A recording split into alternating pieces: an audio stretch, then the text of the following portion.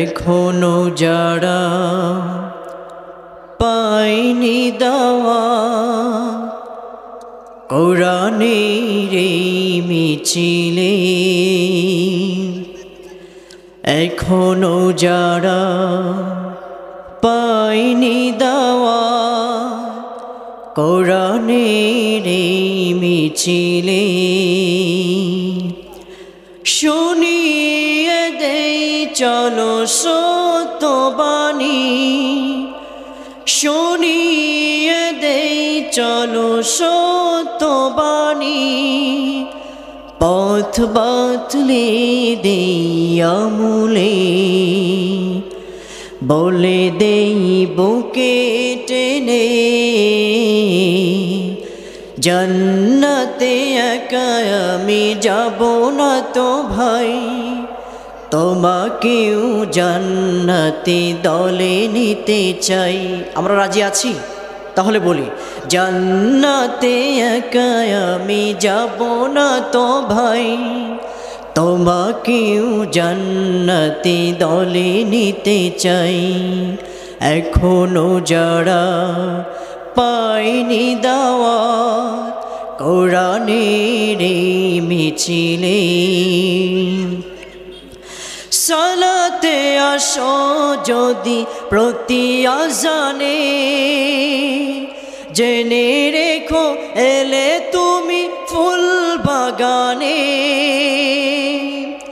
সালাতে আসো যদি প্রতি আজানে, জেনে রেখো এলে তুমি ফুল বাগানে। যে বাগে রহম ঝরে হয় রোশনাই, যে বাগে রহম ঝরে হয় রোশনাই, শুধু তাই শুধু তাই আহা শুধু তাই, তোমাকেও জান্নাতে দলে নিতে চাই। জান্নাতে একা আমি যাব না তো ভাই, তোমাকেও জান্নাতে দলে নিতে চাই। এখনো যারা পায়নি দাওয়াত কোরআনের এই মিছিলে, সাথী হলে তুমি ইকামতে দিনে, আল্লাহর রঙে হবে দুনিয়া রঙিন। আসবে আবার রশিদার যুগ, আসবে আবার রশিদার যুগ, মজলুম ফিরে পাবে রহমের দিন। এই পথ আল্লাহর রসুলের পথ, যেই পথে সর্বদা থাকে রহমত, বলি মারহাবা। এই পথ আল্লাহর রসুলের পথ, যে পথে সর্বদা থাকে রহমত। প্রাণে প্রাণে নাজাতের বাজবে সানাই, প্রাণে প্রাণে নাজাতের বাজবে সানাই, শুধু তাই শুধু তাই আহা শুধু তাই, তোমাকেও সে মিছিলে স্বাগত জানাই। জান্নাতে একা আমি যাব না তো ভাই, তোমাকেও জান্নাতে দলে নিতে চাই। এখনো যারা পায়নি দাওয়াত কোরআনের এই মিছিলে, শুনিয়ে দেই চলো সত্যবাণী, শুনিয়ে দেই চলো সত্যবাণী, পথ বাতলে দেই আমূলে, বলে দেই বুকে টেনে জান্নাতে একা আমি যাব না তো ভাই, তোমাকেও জান্নাতে দলে নিতে চাই। তোমাকেও সে মিছিলে স্বাগত জানাই। ইন্নাল হামদুলিল্লাহিল আকরামিল্লাযী খালাকাল ইনসানা ওয়া কাররামা ওয়া 'আল্লামাহু মিনাল বায়ানি মা লাম ইয়া'লাম। فسبحان الذي لا يحصى امتنانه باللسان ولا بالقلم. نشهد أن لا إله إلا الله وحده لا شريك له، ونشهد أن سيدنا وحبيبنا ومولانا محمدا عبده ورسوله الذي أرسله بالحق بشيرا ونذيرا وداعيا إلى الله بإذنه سراجا وقمرا منيرا. فقد قال الله تعالى في كلامه المجيد وفرقانه الحميد: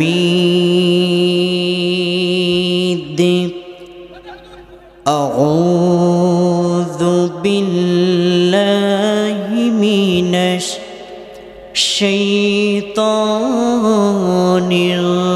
الرجيم. بسم الله الرحمن الرحيم. يا أيها الذين آمنوا اتقوا الله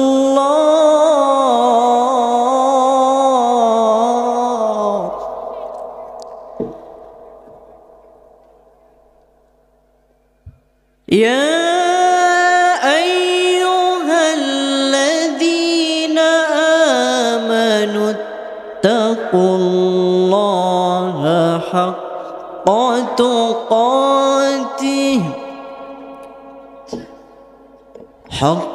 تقاته ولا تموتن إلا وأنتم مسلمون.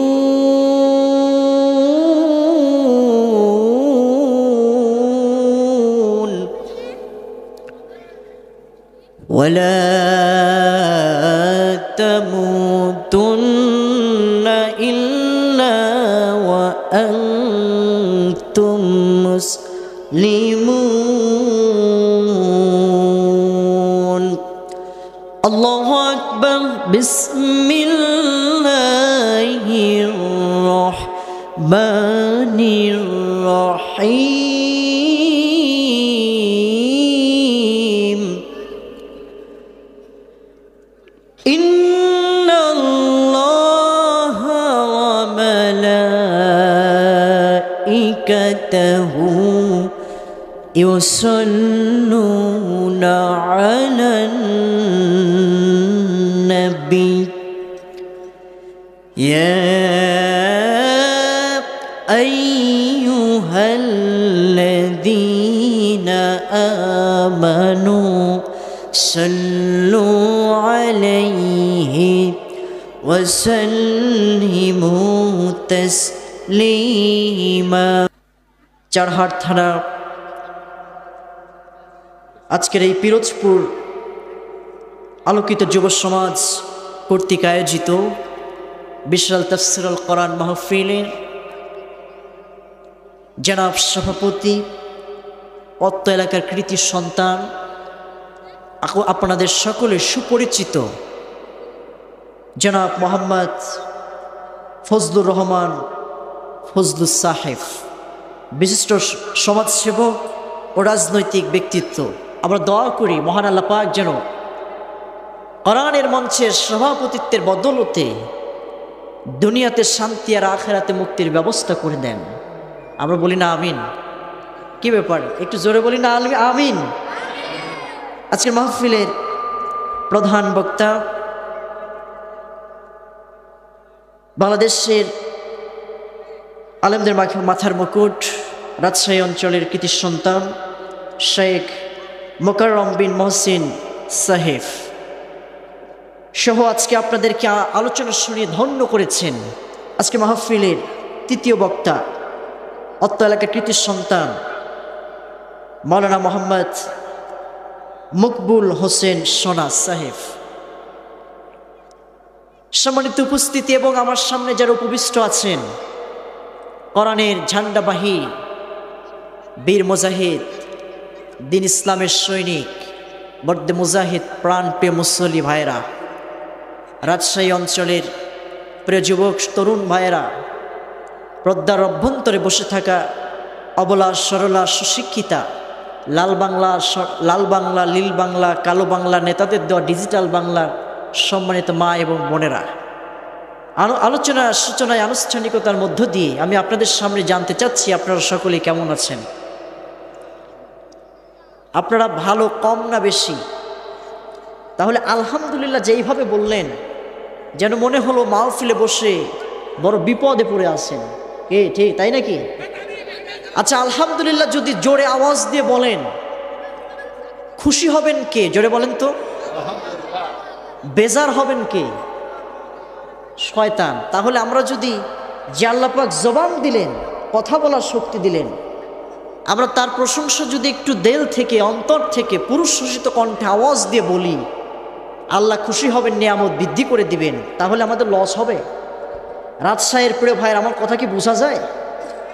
তাহলে আমার সাথে কথা বলতে হবে। মানুষ যেহেতু ছোট, বুঝতে হবে যে বিড়াল যতই ছোট হোক না কেন ইঁদুর ধরতে পারে কিনা, ঠিক কিনা? তো আপনারা যদি কথা বলেন, যুব সমাজের মাহফিল, আমিও যুবক মানুষ, তো যদি কিছু কথা আমার সাথে বলেন, আমি কথা বলে একটু মজা পাবো, ভালো লাগবে। আপনারা কথা বলবেন প্রিয় ভাইয়েরা? আমরা কথা বলবো আল্লাহর জন্য। জোরে বলেন, কার জন্য?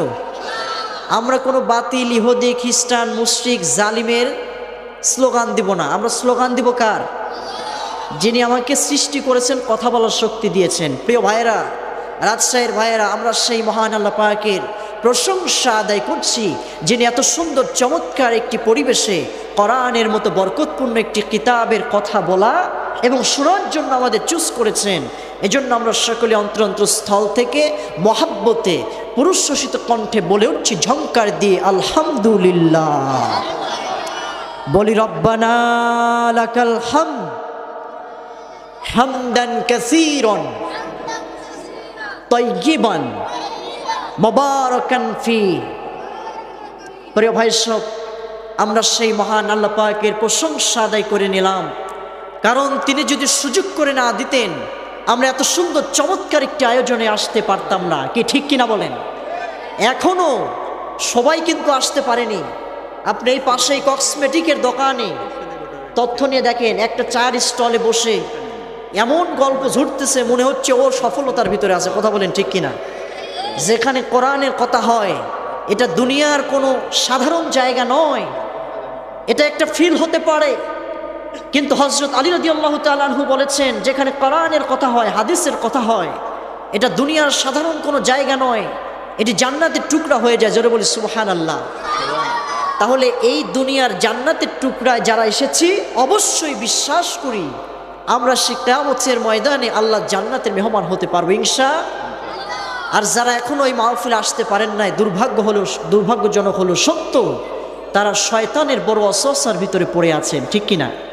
আপনাদের শয়তান এখানে আসতে দিচ্ছে না, কারণ ভালো কাজ শয়তান হোক এটা পছন্দ করে না। এজন্য প্রিয় ভাইরা যারা আসেন নাই, আপনাদের দিনের এই মাহফিল থেকে আমি আপনাদের উদাত্ত আহ্বান করছি, এখনো সময় আছে, কোরআনের মূল আলোচনায় আমি আপনাদের নিয়ে চলে যাব। আপনারা এসে বসে যান, আলোচনা হবে কোরআন থেকে। জোরে বলেন কোথায় থেকে? আরো জোরে বলেন কোথায় থেকে? এই কোরআন নাজিল করেছেন কে? যার উপরে নাজিল হয়েছে তার নাম জনাবে মুহাম্মদ রাসূলুল্লাহ সাল্লাল্লাহু, এটা নাজিল হয়েছে কাদের জন্য? কাদের জন্য? মুসলমানদের জন্য নয়। এই কোরআন শুধু মুসলমানদের জন্য আসে নাই, কোরআন এসেছে কাদের জন্য? আমরা আল্লাহ পাককে প্রশ্ন করলাম, কোরআন কাদের জন্য নাজিল করেছেন? রব্বুল আলামিন কোরআনে বললেন চমৎকার করে, এই কোরআন শুধু মুসলমানদের কিতাব নয়, এই কোরআন শুধু ঈমানদারদের কিতাব নয়। এই কোরআন কাদের জন্য এসেছে? জবাব কোরআনুল কারীমে আল্লাহ পাক বর্ণনা করলেন, শাহরু রমাদানাল্লাযী উনজিলা ফীহিল কুরআন হুদাল লিন্নাসি ওয়া বাইয়িনাতিম মিনাল হুদা ওয়াল ফুরকান। জোরে বলি আল্লাহু আকবার। আল্লাহ পাক বললেন, এই কোরআন তো সেই কোরআন, যেই কোরআন রমাদানুল মুবারক মাসে আমি নাজিল করেছি। হুদাল লিন্নাস ওয়া বাইয়িনাতিম মিনাল হুদা ওয়াল ফুরকান, তার মানে হলো সমগ্র মানব মণ্ডলীর জন্য আমি আল্লাহ রব্বুল আলামিন হেদায়েতের বাণী করে কোরআন নাজিল করে দিয়েছি। সুবহানাল্লাহ। এই কোরআন শুধু মুসলমানদের কিতাব নয়, এই কোরআনের সংস্পর্শে যারা আসবে, একজন ইহুদি আসলেও সে শান্তিতে থাকতে পারবে। ইহুদি, নাসারা, বৌদ্ধ, খ্রিস্টান সকলের জন্য নাজিল করেছেন কোরআন। জোরে বলি সুবহানাল্লাহ। এই কোরআন কেন এসেছে? এই প্রশ্ন কোরআনকে শুনে দিলাম। কোরআন, পৃথিবীতে তুমি কেন এসেছো জানতে চাই। কোরআন সূরা ইব্রাহিমের শুরুতেই বর্ণনা করলেন, আলিফ লাম রা কিতাবুন আনজালনাহু ইলাইকা লিতুখরিজান নাস মিনাল যুলুমাতি ইলান নূর। জোরে বলিন আল্লাহু আকবার। নবীজি এই কোরআন নাজিল করেছি, কিতাবুন আনজালনাহু ইলাইকা লিতুখরিজান নাস মিনাল যুলুমাতি ইলান নূর। যুলুমাত মানে অন্ধকার, মানব রচিত আইন। সকল মানব রচিত আইনকে, মানব রচিত আইন থেকে মানুষগুলিকে বের করে ইলান নূর মানে আলোর দিকে, অর্থাৎ জান্নাতের দিকে নিয়ে আসতে পারেন। অর্থাৎ হলো একজন নিকৃষ্ট মানুষ, পশুর মতো মানুষ, যার চরিত্র নেই, সে হলো সমাজের নিকৃষ্ট মানুষ। এই মানুষগুলিকে যাতে আপনি গরু মার্কা মানুষ, পশু মার্কা মানুষ, চতুষ্পদ জন্তুর মতো মানুষ, এই মানুষগুলিকে ওহির জ্ঞানে জ্ঞানান্বিত করে কোরআন দিয়ে যাতে আপনি ইলান নূর মানে আলোর দিকে নিয়ে আসতে পারেন, এই জন্য কোরআনুল কারীম আমি নাজিল করে দিয়েছি। প্রিয় ভাইয়েরা, তাহলে কোরআন সবার জন্য এসেছে একটা মাজলুম নিপীড়িত জাতিকে আলোর সন্ধান দেওয়ার জন্য। এই আলো তো ইলেকট্রিকের কোনো বাল্বের আলো নয়, এই আলো তো কোনো কেরোসিনের তেলের সেই বাতির আলো নয়। এই আলো হলো মানবতার আলো, এই আলো হলো হেদায়েতের আলো। এই হেদায়েতের আলো সকলেই কিন্তু পায় না আমার ভাইয়েরা। কারণ হলো বিশ্বনবী যখন কোরআনুল কারীমের কথাগুলি সমাজে চালু করে দিলেন, কোরআন যখন নাজিল হয়ে গেল, ইসলাম পরিপূর্ণ হয়ে গেল। আল-ইয়াওমা আকমালতু লাকুম দীনাকুম ওয়া আতমামতু আলাইকুম নি'মাতি ওয়া রাদিতু লাকুমুল ইসলামা দীনা। আল্লাহ পাক Islam is the complete code of life, একটা পরিপূর্ণ জীবন ব্যবস্থা হিসেবে আল্লাহ পাক মনোনীত করে দিলেন। তার মানে কোরআন নাজিল হয়নি, ইসলাম পরিপূর্ণ হয়নি। কোরআন নাজিল হয়েছে, ইসলাম পরিপূর্ণ হয়েছে। তাহলে এই কোরআনুল কারীম আজ আমাদের সমাজে আছে, কিন্তু আমরা আজকে সেই পশুর মতো, জাহেলি মানুষের মতো আজকে আমাদের চরিত্র হয়ে গিয়েছি।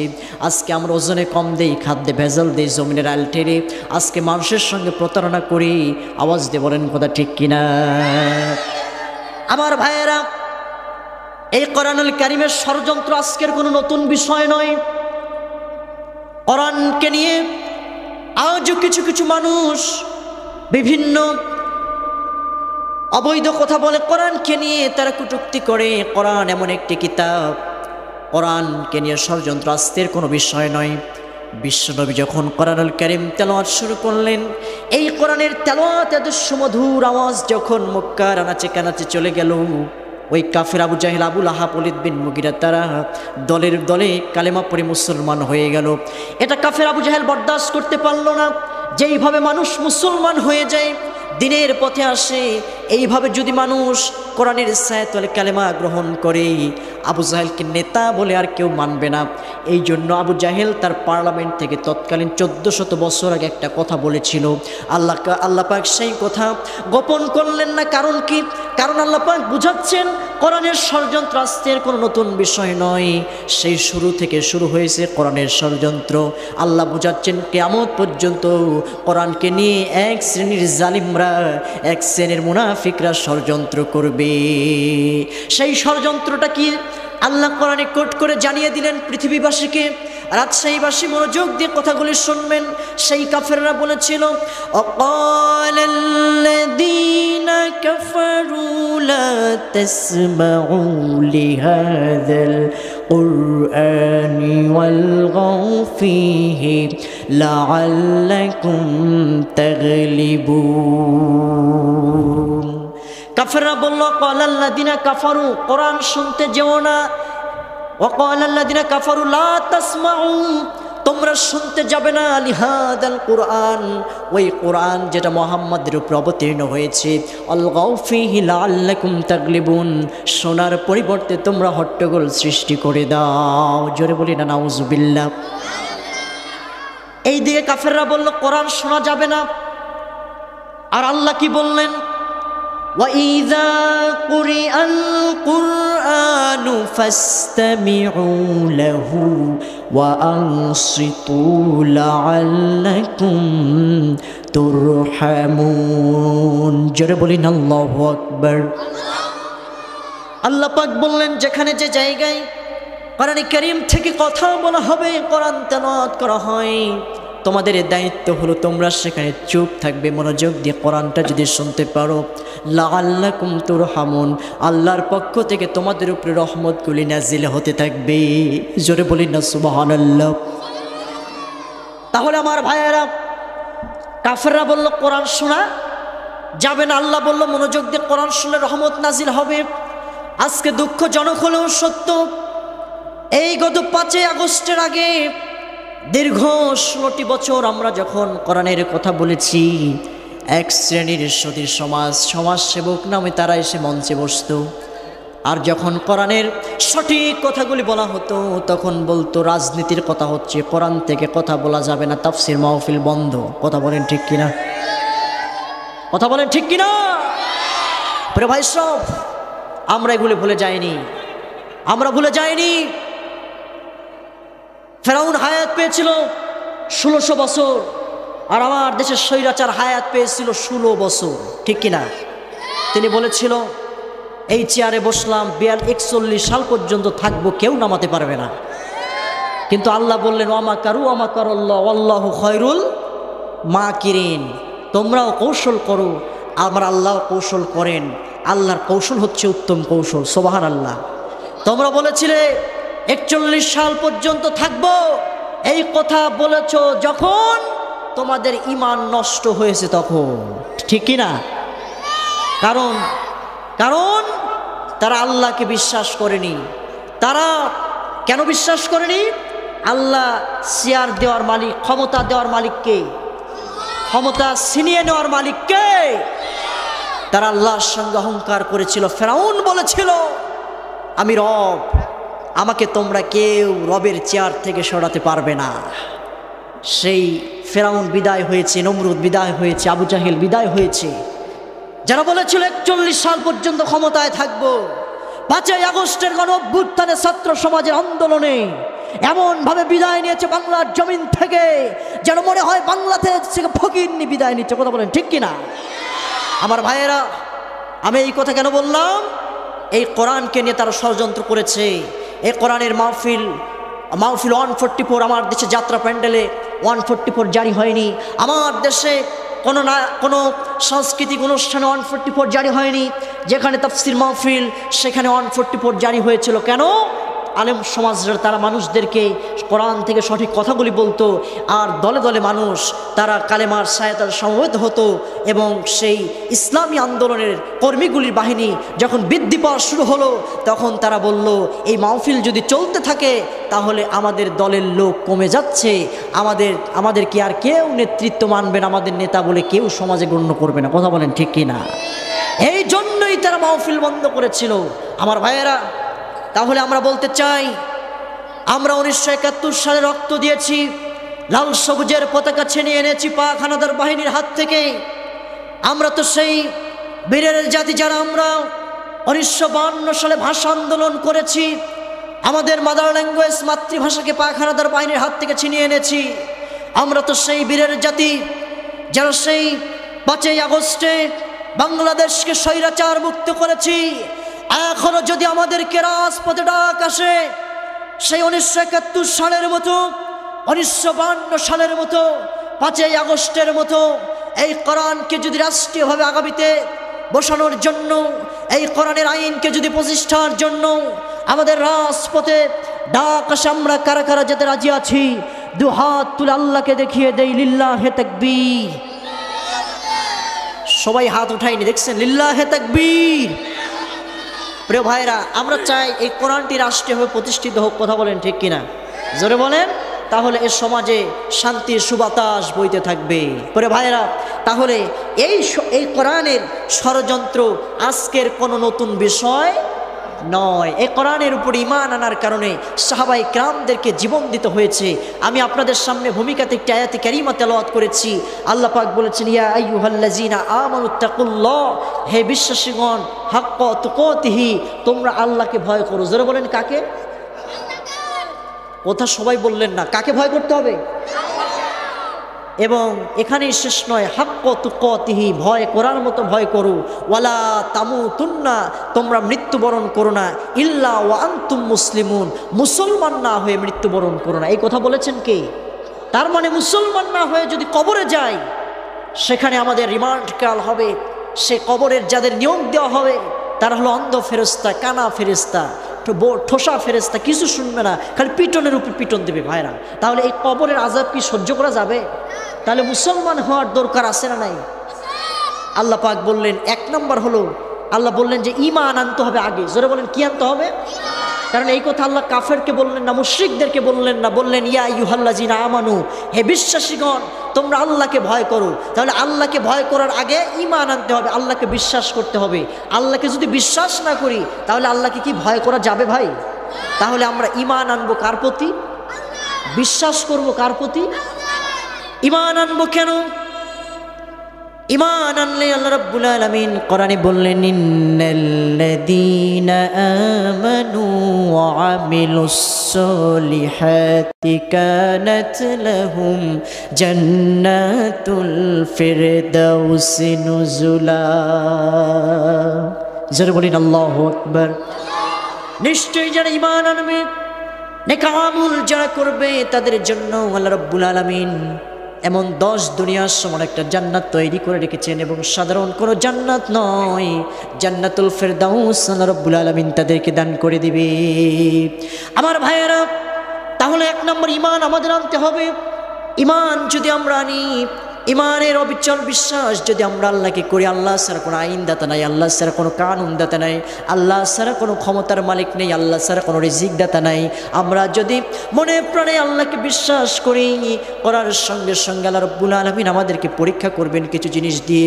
ওয়ালানাবলুওয়ান্নাকুম বিশাইইম মিনাল খাউফি ওয়াল জুই ওয়া নাকশিম মিনাল আমওয়ালি ওয়াল আনফুসি ওয়াস-সামারাত ওয়া বাশশিরিস সাবিরিন। জোরে বলেন আল্লাহু আকবার। আল্লাহ পাক আমাদের ভয় দিয়ে পরীক্ষা করবে, ক্ষুধা দিবে, দারিদ্রতা দিবে, এবং এই সকল কিছুকে ওভারটেক করে আমরা যদি আল্লাহর প্রতি সবর ধারণ করতে পারি, তাহলে আল্লাহ রাব্বুল আলামিন আমাদের জন্য জান্নাত তৈরি করে রেখেছেন। তাহলে আমরা ঈমান আনবো কার প্রতি? জোরে বলেন। আমরা তো ঈমান এনেছি, আমরা মুখে বলেছি এটাই শেষ, কিন্তু সাহাবায়ে কেরাম যারা ঈমান এনেছিল ইমানের প্রতি যারা অবিচল বিশ্বাস আস্থা রেখে যারা ইস্তেকামত ছিল তাদের উপরে কাফেররা অমানবিক নির্যাতন চালিয়েছে। আমার ভাইয়েরা, এমন একজন সাহাবীর কথা বলবো, এমন একটি সাহাবী যিনি এমন একজন সাহাবী ছিল বিশ্ব নবীর জন্মের পরে পিতাকে হারালেন ছোট্টবেলায়। জন্মের পরে পিতাকে হারানোর পরে চাচার করে লালন পালন হচ্ছিলেন। সেই সাহাবীর নাম হলো আব্দুল্লাহ জুলবাজাদাইন। নাম শুনেছেন আপনারা? নাম শুনেছেন? এই নাম আব্দুল্লাহ জুলবাজাদাইন নাম শুনেছেন? প্রিয় ভাইরা, পিতা মারা গেলেন, ছোট্ট বয়সে তিনি চাচার কাছে লালন পালন হচ্ছিলেন। এমন সময় চাচা তার নামে কিছু জায়গা জমি দলিল করে দিয়েছেন। এমন সময় অনেক কিছু তাকে দিয়েছেন, কিন্তু প্রতিমধ্যে চাচা জানতে পারলেন যে সে কোনো না কোনোভাবে ঈমান গ্রহণ করেছে। জোরে বলেন, কি গ্রহণ করেছে? চাচা এখনো ঈমান আনেনি, ভাতিজা ঈমান এনেছে। ভাতিজাকে ডাকলেন, ভাতিজা তুমি নাকি ঈমান এনেছো, তুমি ঈমান এনেছো, এর পরিণাম কি তুমি জানো? বললো, চাচা এর পরিণাম কি আমি জেনে ঈমান এনেছি। বলি আল্লাহু আকবার। চাচা বললেন, এর পরিণাম হলো ঈমান তো ছাড়তে হবে, এবং তুমি যদি ঈমান না ছাড়ো তাহলে আমি যে জমি দলিল করে দিয়েছি এটা তোমার থেকে কেড়ে নিব। চাচার এই কথা শুনে ভাতিজা বললেন, কেড়ে নিতে হবে না, আমি আপনাকে এমনি দিয়ে দিব। জোরে বলে আল্লাহু আকবার। কারণ আমি তো এ দুনিয়ার থেকে আমি আখিরাতকে প্রাধান্য বেশি দেব। সুবহানাল্লাহ। ঈমান এনেছি, ঈমান ছাড়তে রাজি নাই। প্রিয় ভাই সব, এমন সময় সেই চাচা বললেন, শুধু জমি ছেড়ে দিলেই হবে না, পরনে যে লুঙ্গি আছে, কাপড় আছে, এটাও ছেড়ে দিতে হবে। সাহাবী বললেন, ঈমান এনেছি, ঈমান তো সারা যাবে না। ঠিক আছে, আমি জমি ছেড়ে দিলাম, এই যে নেন, আমার কাপড়ও খুলে, আমি জামাও খুলে দিলাম। বলল, পরনে যে লুঙ্গি আছে সেই লুঙ্গিটাও ছেড়ে দাও, সেই লুঙ্গিটাও খুলে দাও। সাহাবী কি করলেন? সমস্ত অর্থ সম্পদগুলি, চাচারা দেওয়া অর্থ সম্পদগুলি লুঙ্গি খুলে দিলেন, তবু ঈমান জানলেন না। মুহূর্তের ভিতরে মার দরবারে গেলেন, মার কাছে চলে গেলেন, গভীর রাতে মায়ের কাছে চলে গেলেন। এমন সময় উলঙ্গ অবস্থায় মাকে গিয়ে দরজায় নক করলেন, গো মা দরজা খুলে দাও, কিন্তু শর্ত হলো দরজা খোলার পরে আমার দিকে তুমি তাকাবে না, কারণ হলো আমি উলঙ্গ অবস্থায় আছি। মা যখন বলল, বাবারে কি হয়েছে? বলল, ঈমান এনেছি, আল্লাহর প্রতি রবকে বিশ্বাস করেছি, নবীকে নেতা বলে মেনেছি। এই অপরাধের চাচা আমার অর্থ সম্পদগুলি কেড়ে নিয়েছে, এমনকি পরনের লুঙ্গি শুদ্ধাও কেড়ে নিয়েছে, উলঙ্গ অবস্থায় আছি। এমন সময় মা ঘরের ভিতর থেকে একটা চাদর এনে যখন তাকে দিলেন, আব্দুল্লাহ জুলবাজাইনকে, চাদর পরে মাকে বললেন, মা শীতের রাত, গভীর রাত, আমি আর এখানে থাকবো না, আমি তো সেই নবীর কাছে যেতে চাই যেই নবীর উপরে ঈমান আনার কারণে আমাকে চাচার ঘর বাড়ি ছাড়তে হয়েছে, আমার পোশাক ছাড়তে হয়েছে, অর্থ সম্পদ ছেড়েছি, কত বড় ত্যাগ। এমন সময় মক্কা এবং মদিনার মাঝখানে মাঝাবর্তী জায়গায় তার বাড়িটা ছিল। মার কাছ থেকে বিদায় নিলেন, বললেন, মা সকল জায়গা ছাড়তে পারি, এই পৃথিবীর সকল ভোগবিলাসিতা ছাড়তে পারি, কিন্তু বিশ্ব নবীর দরবার ছাড়তে পারবো না। জোরে বলি না সুবহানাল্লাহ। এমন সময় সাহাবী চলে গেলেন বিশ্ব নবীর দরবারে। আমরা জানি সেই মক্কায় 2টি মাস অনকনে শীত থাকে, সবচেয়ে বেশি শীত থাকে সেই শীতের রজনীতে। তিনি হাঁটি হাঁটি পা পা করে গভীর রজনীতে চলে গেলেন। ফজর রক্ত হয়ে গেল, বিশ্ব নবীর কাছে গিয়ে দরজায় নক করলেন। আল্লাহর নবীজি সঙ্গে সঙ্গে এসে দরজা খুলে দিলেন। দেওয়ার পরে দেখলেন একজন যুবক মানুষ, তিনি শীতে থরথর করে কাঁপছে, পরনে কিন্তু পোশাক নেই। তিনি নাভির উপর থেকে, নাভির নিচে থেকে হাঁটুর উপর হাঁটু নিচ পর্যন্ত তিনি 17টা ঢেকে বিশ্বনবীর সামনে এসে দাঁড়িয়েছে। বিশ্বনবী যেই দৃশ্য দেখার পরে সঙ্গে সঙ্গে ঘরের ভিতরে চলে গেলেন। যাওয়ার পরে তিনি তার চাদর নিয়ে আসলেন, তিনি জুব্বা মোবারক নিয়ে আসলেন, সেই ব্যক্তি যুবককে দিলেন, তুমি পরিধান করো। এমন সময় সেই সাহাবী পরিধান করলো। এমন সময় নবীজি বললেন, ও আমার যুবক, আল্লাহর বান্দা, জানতে চাই কেন তোমার এমন অবস্থা হয়েছে? সাহাবী বললেন, ইয়া রাসূলুল্লাহ, ইয়া হাবিবাল্লাহ, আমি আল্লাহর প্রতি ঈমান আনার কারণে চাচার অর্থ সম্পদ ছাড়তে হয়েছে, ঘর বাড়ি ছাড়তে হয়েছে, এমনকি পরনের পোশাকও আমি ছেড়ে দিয়েছি, শুধুমাত্র একমাত্র আল্লাহর সন্তুষ্টি অর্জনের জন্য দুনিয়াকে মাইনাস করে আখিরাতকে প্রাধান্য দিয়ে আজকে পৃথিবীতে আমার ঘর বাড়ি ছাড়তে হয়েছে। সুবহানাল্লাহ বলেন। এমন সময় আল্লাহ নবী বললেন, ও সাহাবী, চিন্তা করো না, চিন্তার কোনো কারণ নেই। কারণ হলো তুমি তো ঘর বাড়ি ছেড়েছো, অর্থ সম্পদ ছেড়ে দিয়েছো। তোমার চাচা পরনের কাপড় খুলে নিলে কি হবে? আমি বিশ্ব নবীজি তোমাকে পরনের কাপড় দিয়ে তোমাকে সেই বস্ত্রাবৃত করে দিলাম। সুবহানাল্লাহ বলেন। বিশ্ব নবীজি এবার সেই সাহাবীকে আহলে সুফফার অন্তর্ভুক্ত করলেন, সদস্য বানিয়ে দিলেন বিশ্ব নবীজি। আহলে সুফফাদের সদস্যের ভিতরে ওই সাহাবী আব্দুল্লাহ আল বাজাইন এত জোরে জোরে কোরআনের তেলাওয়াত করেন, সাহাবীদের কষ্ট হয়, অনেক বিরক্তি লাগে। সাহাবীর আল্লাহ নবীর কাছে নালিশ করলেন, ইয়া রাসূলুল্লাহ, ইয়া হাবিবাল্লাহ, নতুন একজন সাহাবী এসেছে আব্দুল্লাহ আল বাজাইন, তিনি এমন জোরে জোরে কোরআন তেলাওয়াত করে, তার কোরআন তেলাওয়াতে আমাদের কষ্ট হয়। আপনি যদি বলেন তিনি একটু আস্তে আস্তে কোরআন তেলাওয়াত করবে। বিশ্ব নবী বললেন, সাহাবীরা রে, আমার সাহাবীরা, তোমরা আপনার আব্দুল্লাহ আল বাজাইনের কোরআন তেলাওয়াতে তোমরা বাধা দিও না। কারণ হলো আব্দুল্লাহ আল বাজাইন এই ঈমান আনার কারণেই, আল্লাহর প্রতি বিশ্বাস করার কারণে তিনি ঘর বাড়ি ছেড়েছে। তার ঈমানটা হলো বড় কষ্টের ঈমান। তিনি অর্থ সম্পদ ছেড়ে দিয়ে, দুনিয়ার সকল ভোগ বিলাসিতা ছেড়ে দিয়ে, তিনি গায়ের পোশাক সহ ছেড়ে দিয়েছে আল্লাহর ভালোবাসা পাওয়ার জন্য। তাকে কোরআনুল কারীমের তেলাওয়াতটা একটু উচ্চ সুরে করার সুযোগ করে দাও। আল্লাহর নবীজি এক পর্যায়ে আব্দুল্লাহ আল বাজাইনকে ডাক দিয়ে বললেন, আব্দুল্লাহ আল বাজাইন, তোমাকে আমি কি দিতে পারি? তুমি আমার কাছে কি চাও? তিনি বললেন, ইয়া রাসূলুল্লাহ, আমার জন্য একটু আপনি দোয়া করুন প্রাণ খুলে। এমন সময় বিশ্বনবীজি হাত তুলে আল্লাহর কাছে দোয়া করলেন, রব্বুল আলামিন, আমার আব্দুল্লাহ আল বাজাইন আপনাকে পাওয়ার জন্য পৃথিবীর সকল ভালোবাসা, পৃথিবীর সকল চাকচিক্যকে, অর্থ সম্পদকে পায়ের নিচে ফেলে দিয়ে কেবলমাত্র ঈমানের উপরে অবিচল আছে এই আব্দুল্লাহ আল বাজাইনের আমি রক্ত মাংসকে কাফেরদের জন্য হারাম করে দিলাম। এই কথা শোনার পরে আব্দুল্লাহ আল বাজাইন তিনি অঝরনার কান্না শুরু করলেন। বিশ্বনবীজিকে বললেন, ইয়া রাসূলুল্লাহ, আমি এত কষ্ট করে ঈমান এনেছি, আমার ইচ্ছা হলো আমি শহীদ হতে চাই, আমি শহীদের তামান্না নিতে চাই। আপনি আমার রক্ত মাংসকে কাফেরদের জন্য হারাম করে দিলেন। বিশ্বনবীজির এই কথা শোনার পরে আল্লাহ নবী বললেন, আব্দুল্লাহ আল বাজাইন, তাহলে তুমি শুনে নাও, তোমার দিলের ভিতরে যদি এই নিয়ত থাকে তুমি শহীদি মরণকে পছন্দ করো, আল্লাহ রাব্বুল আলামিন, তুমি যদি জ্বরেও মারা যাও, অসুস্থ হয়ে মারা যাও, আল্লাহ রাব্বুল আলামিন তোমাকে শাহাদতের মর্যাদা দান করে দিবেন। জোরে বলি না সুবহানাল্লাহ। তাহলে আমাদের সব সময় চেতনা হবে, আমাদের সব সময় নিয়ত থাকতে হবে, রব্বুল আলামিন আমাদের শাহাদাতের তামান্না, শাহাদাতের মৃত্যু আমাদেরকে দান করো। কারণ হলো হাদিস শরীফ এসেছে, শাহাদাতের মৃত্যু হলো এদিকে সাগর, একটা ব্রিজ, এদিকে সাগর, এদিকে অপার, এদিকে সাগরের অপার, যেন ব্রিজের অপার চলে গেল, মৃত্যুবরণ করলো মানে জান্নাতি হয়ে গেল। জোরে বলি সুবহানাল্লাহ।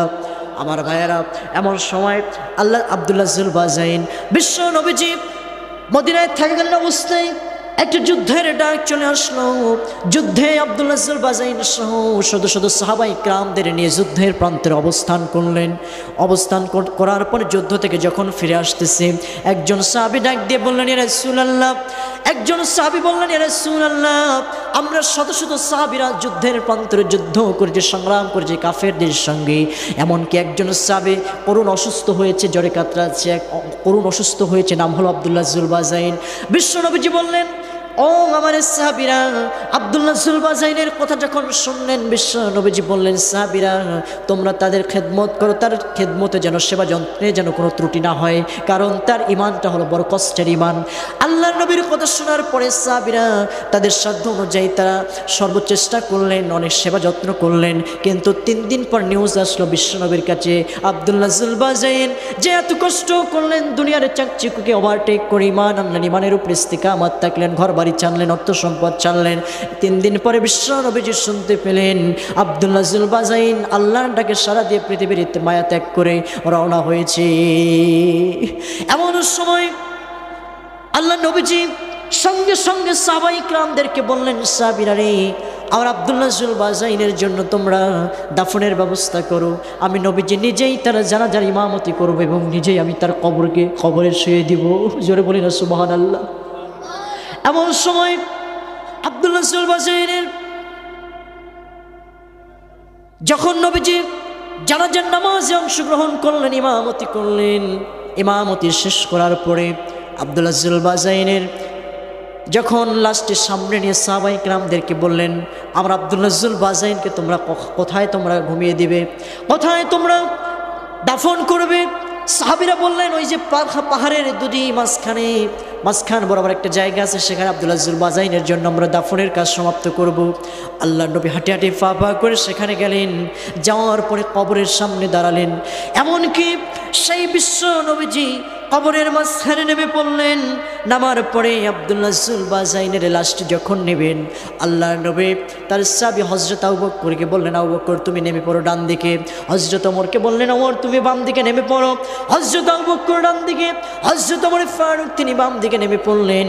বিশ্ব নবীজি মাঝখানে নেমে যখন আব্দুল্লাহ জুল বাজাইনের লাশটি যখন মাঝখানে হাত দিলেন, যখন সেই পিঠে যখন পিছনে হাত দিলেন, দিয়ে কবরে যখন শুইয়ে দিলেন, বিশ্ব নবীজি অঝর নয়নে কান্না করলেন। এমন সময় আব্দুল্লাহ জুল বাজাইনের এই লাশটি যখন বিশ্ব নবীজি মাঝখানে, ডানে হলো আবু বকর, বামে হলো হযরত ওমর ফারুক, এই দৃশ্য দেখার পরে এমন সময় একজন সাহাবী ছিল সাদ ইবনে আবি ওয়াক্কাস রাদিয়াল্লাহু তাআলা আনহু, এই দৃশ্য দেখার পরে হাউমাউ করে কেঁদে ফেলে দিয়েছে। আব্দুল্লাহ সাদ ইবনে আবি ওয়াক্কাস ডাক দিয়ে বললেন, আরশের মালিক, ও জমিনের মালিক, হায়াতের মালিক আল্লাহ, এই পৃথিবীর সৌভাগ্যবান তো সেই ব্যক্তি যার লাশ কবরে রাখার জন্য পৃথিবীর তিনজন শ্রেষ্ঠ ব্যক্তি কবরে দাঁড়িয়েছে। আজকে সেখানে যদি আব্দুল্লাহ জুল বাজাইনের লাশ না হয়ে সাদ ইবনে আবি ওয়াক্কাসের লাশ যদি হতো, কতই না ভালো হতো। বিশ্ব নবীজি লাশটিকে শুইয়ে দিলেন। আল্লাহ নবী আব্দুল্লাহ জুল বাজাইনের মাথাটি কেবলার দিকে করে দিলেন আর বললেন, রব্বুল আলামিন, ও আরশের মালিক আল্লাহ, আমি এ পর্যন্ত আব্দুল্লাহ জুল বাজাইনের প্রতি খুশি ছিলাম, সন্তুষ্ট ছিলাম, আপনিও আল্লাহ রব্বুল আলামিন, আপনিও আব্দুল্লাহ জুল বাজাইনের প্রতি সন্তুষ্ট হয়ে যান। জোরে বলি না সুবহানাল্লাহ, আরো জোরে বলি সুবহানাল্লাহ। তাহলে আমার ভাইয়েরা, এই ঘটনা বলার উদ্দেশ্য হলো, ইমান যদি আমরা আনি, ইমান আনতে হলে বাড়ি ছাড়তে হবে, ঘর ছাড়তে হবে, এমনকি দেশ ছেড়ে হিজরত করারও প্রয়োজন আছে। আমার নবী যে মক্কার সেই মায়াটি ত্যাগ করে মদিনায় কিন্তু হিজরত করতে হয়েছিল। কথা বলেন ঠিক কিনা? জোরে বলেন ঠিক না? কারণ একটি উদ্দেশ্য, কাফেররা আমার নবীজিকে সেই মক্কার প্রান্তরে থাকতে দেয়নি, কারণ তারা চেয়েছিল আমার নবীজিকে সেই দিন কেটে মেরে টুকরো টুকরো করে দুনিয়ার বুক থেকে বিদায় করে দিবে। কিন্তু রাখে আল্লাহ মারেকে, আর মারে আল্লাহ রাখে কে? আল্লাহর নবীজি চলে গেলেন, কাফেরদের চোখে বালির কণাগুলি পৌঁছে গেল। আল্লাহর নবী চলে গেলেন কোন দিক দিয়ে, কাফেররা বুঝতে পারল না। বিশ্ব নবীজি যখন যাচ্ছেন সেই মদিনার প্রান্তরে, এমনকি কাবা শরীফের দিকে লক্ষ্য করছেন আর বলছেন, কাবারে বড় ইচ্ছা ছিল, বড় আশা ছিল তোর পাশে থাকবো, তোর খেদমত করব, তোর নিষ্ঠুর সন্তানরা তোর পাশে আমাকে থাকার সুযোগ করে দিল না রে। তাহলে বিশ্বনবীকেও হিজরত করা লেগেছে। সুতরাং আমরাও যদি ইমানের প্রতি অবিচল থাকি, আমাদেরও উপরে সেই নির্যাতন আসবে, আমাদের উপরে বালা মুসিবত আসবে, জালিমরা আমাদের উপরে স্টিম রোলার চালাবে। আওয়াজ দিয়ে বলেন কথা ঠিক কিনা? যারা বলেন ঠিক কিনা? ভাইয়েরা, সম্মানিত ভাইয়েরা, আমি সেই আব্দুল্লাহ জুল বাজাইনের কাহিনী এখানেই শেষ নয়। আমরা হযরত হানজালার কথা শুনেছি, হযরত ওমর ফারুকের কথা শুনেছি, আমরা শুনেছি হযরতে আব্দুল্লাহ জুল বাজাইনের, আমরা শুনেছি খুবাইব খাব্বাবের জীবনী।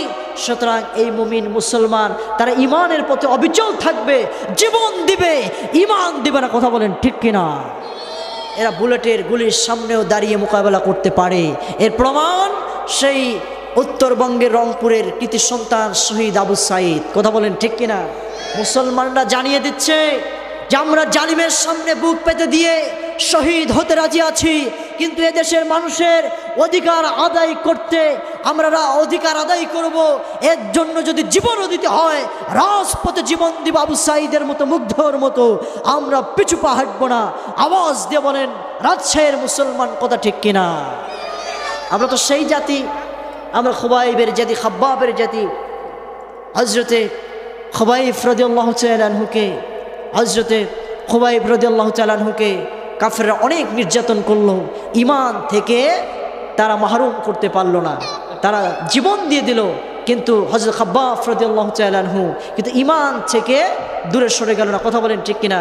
হযরত আবু বকর রাদিয়াল্লাহু তাআলা আনহু ঈমান গ্রহণ করলেন। বিশ্বনবী আমাদের নবীর কোনো অপরাধ ছিল না। অপরাধ ছিল ভাই?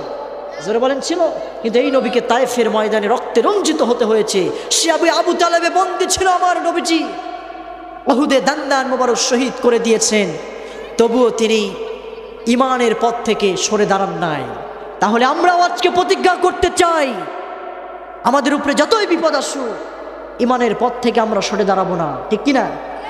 প্রিয় ভাই সব, বিশ্বনবীজি তায়েফের ময়দানে রক্তে রঞ্জিত হলেন। কাফেরদের যুবকদেরকে বললেন, যুবকরা তোমরা আমাকে আঘাত করো না, আমি তো এসেছি তোমাদের ভাগ্যের জন্য, আমি তো এসেছি তোমাদের হেদায়েতের জন্য।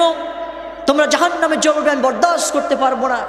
বিশ্বনবীর এই কথা শোনা মাত্রই কাফেররা বিশ্বনবীজির সেই চেহারার দিকে পাথরের আঘাতগুলি ছুড়ে দিলেন। বিশ্বনবীজি রক্তে রঞ্জিত হয়ে গেলেন। এদিকে হযরতে আবু বকর সিদ্দিক রাদিয়াল্লাহু তাআলা আনহু তিনি যখন নামাজে দাঁড়িয়েছেন, কাফেররা নামাজের ভিতরে হযরত আবু বকরের শরীরটা ক্ষতবিক্ষত করে দিয়েছে। জোরে বলি নাউজুবিল্লাহ। বিশ্বনবীজির সাহাবী হযরত আবু বকর সিদ্দিক রাদিয়াল্লাহু তাআলা আনহু নামাজে দাঁড়িয়ে গেলেন। কাফেররা নামাজের ভিতরেই হযরত আবু বকরের শরীর থেকে ক্ষতবিক্ষত করে দিলেন, রক্তে রঞ্জিত করে দিলেন। আমার ভাইয়েরা, কোন ইতিহাস কিভাবে ইতিহাস আমি আপনাদেরকে শোনাই। ঈমানের পথ হলো কাটা বিছানো একটি পথ। হযরত আবু বকর নামাজে দাঁড়িয়ে গেলেন। নামাজে দাঁড়ানোর পরে কাফেররা তাকে আঘাত করলেন, ক্ষতবিক্ষত করে দিলেন শরীরটা। এমন সময় হযরত আবু বকর তিনি যখন সেজদা দিয়ে দিলেন, কাফেররা তাদের পায়ের কাঠের খরম জুতা দিয়ে যখন মাথার উপরে আঘাত করলেন, হযরত আবু বকরের সুন্দর লাকটি বোচা হয়ে গেল। এমন সময় হযরত আবু বকর তিনি নামাজ থেকে উঠলেন। নামাজ শেষ করে তিনি যখন ক্ষতবিক্ষত, কখনো হুঁশ কখনো অহুশ, তিনি মনে করলেন এই প্রতিকূল আবহাওয়ার ভিতরে বিশ্বনবীর দরবারে ছাড়া আমার যাওয়ার কোনো জায়গা নেই। বিশ্বনবীর দরবারে চলে গেলেন। আল্লাহর নবীকে দরজায় গিয়ে নক করলেন। দরজা খুলে গেল। লাব্বাইকা সাদাইক। আল্লাহর নবীজি আবু বকরের দিকে তাকালেন। বিশ্বনবীজি তাকানোর পরে দেখলেন হযরতে আবু বকরের শরীরটা ক্ষতবিক্ষত হয়ে গিয়েছে, রক্তে রঞ্জিত হচ্ছে, রক্তশূন্য হয়ে যেন হযরত আবু বকর শহীদ হয়ে যাবে। আল্লাহর নবী বললেন, আবু বকর রে, তোমার শরীর থেকে এত ক্ষতবিক্ষত করলো কারা, রক্ত ঝরলো কারা, জানতে চাই। আল্লাহর নবীকে বললেন, আবু বকর রাসূলুল্লাহ, কাফেররা ঈমান আনার কারণে বরদাস্ত করতে পারে না, রক্তে রঞ্জিত করেছে নামাজের ভিতরে। আল্লাহর নবী বললেন, আবু বকর রে, তাহলে তুমি তোমার সুন্দর লাকটি বোচা হয়ে গেল কেমনে, জানতে চাই। আল্লাহর নবীকে বললেন, আবু বকর রাসূলুল্লাহ, নামাজের ভিতরে সিজদা যখন দিয়ে দিলাম, সিজদারত অবস্থায় কাফেররা আমাকে তারা এমনভাবে তাদের পায়ের কাঠের খরম জুতা দিয়ে আঘাত করলেন মাথার উপরে, আমার লাকটা বোচা হয়ে গিয়েছে। ইয়া রাসূলুল্লাহ, ইয়া রাসূলুল্লাহ, এই ঘরে আপনাকে আর থাকা যাবে না। মক্কার যে সিচুয়েশন, প্রতিকূল আবহাওয়ার ভিতরে আপনি যে কোনো মুহূর্তে কাফেররা এসে আপনাকে হত্যা করে ফেলতে পারে, আমার মতো রক্তে রঞ্জিত করতে পারে। সুতরাং চলুন তো সে আমরা মক্কার আউট সাইডে চলে যাই। বিশ্বনবীজি হযরত আবু বকরকে সঙ্গে করে নিয়ে আউট সাইডে চলে গেলেন। মক্কার আউট সাইডে গেলেন। বিশ্বনবীজি তন্ন তন্ন করে খুঁজলেন কোথাও মোষের পাল, গাভীর পাল পাওয়া যায় কিনা। কারণ আবু বকরের শরীর থেকে যে রক্ত বের হচ্ছে, যদি মোষের পাল থেকে, গাভীর পাল থেকে দুধ দহন করে হযরত আবু বকরকে না খানো হয়, আবু বকর রক্ত শূন্য হয়ে শহীদ হয়ে যেতে পারে। এই জন্য বিশ্বনবীজি তন্ন তন্ন করে খুঁজলেন, কোথাও মোষের পাল, গাভীর পাল পেলেন না। এমন সময় একটা ছাগলের পাল দেখতে পেলেন। নবীজি হাঁটি হাঁটি পা পা করে তিনি সামনে গেলেন। একজন বালক রাখাল ছাগল চালাচ্ছে। ওই রাখালকে বললেন, রাখাল রে, ও রাখাল, তোমার এই ছাগলের মধ্য থেকে যদি একটা ছাগি আমাকে দিতে, আমার সাথে আবু বকর রক্তে রঞ্জিত হয়ে আছে, তাকে একটু দুধ পান করাতাম রে রাখাল। রাখাল বললেন, আমি এই ছাগলের মালিক নই, আমার ছাগলের মালিক একজন আছে, আমি দিতে পারবো না। কারণ হলো আপনাকে যদি অনুমতি ছাড়া, মালিকের অনুমতি ছাড়া ছাগল দিয়ে দেয়, আমানতের খেয়ানত হয়ে যাবে, ছাগল দিতে পারবো না। বিশ্বনবীজি রাখাল বালকের এই কথা শোনার পরে মুচকি হাসি দিয়ে বললেন, রাখাল রে, একজন ইমানদারের যেই গুণ থাকা দরকার, আমি নবীজি তোমার ভিতরে সেই গুণ দেখতে পাচ্ছি। জোরে বলি না সুবহানাল্লাহ। আমার ভাইয়েরা, বিশ্বনবীজি যখন বললেন রাখালের একটা ছাগল দাও, রাখাল অস্বীকার করলো, দিতে রাজি হলো না। এমন সময় নবীজি বলল, ও রাখাল রে, এমন একটা ছাগি যদি আমাকে দিতে, যেই ছাগির বাচ্চা এখনো হয়নি, ওলান থেকে দুধ দহন করা সম্ভব নয়, তার মানে হলো একটা অপ্রাপ্তবয়স্ক ছাগি যদি আমাকে দিতে, তাহলে দুধ দহন করতাম। আল্লাহর নবী যখন এই কথা বললেন, রাখাল মুস্কি মুস্কি হাসি আর হাসি দেয় আর বলে, আপনি কি পাগল হয়েছেন নাকি?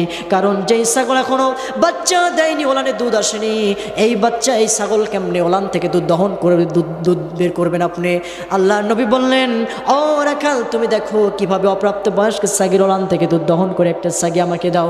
রাখাল দেখার জন্য যখন একটা প্রাপ্তবয়স্ক ছাগি নবীর কাছে অক্ষ করে দিলেন, এমন সময় বিশ্ব নবীর ছাগিটা পেয়ে যখন তিনি পিছনের দুটি পায়ের উপরে ওলানে যখন বিসমিল্লাহ বলে যখন হাত দিলেন, আল্লাহ রাব্বুল আলামিন বিশ্বনবীর বরকতে হাত দেওয়া মাত্রই সেই অপ্রাপ্তবয়স্ক ছাগির ওলানটি দুধে ভরপুর করে দিলেন। জোরে বলি না সুবহানাল্লাহ। আমার ভাইয়েরা, বিশ্বনবীজি বললেন, ও রাখাল, একটা বাটি যদি থাকে বাটি দাও।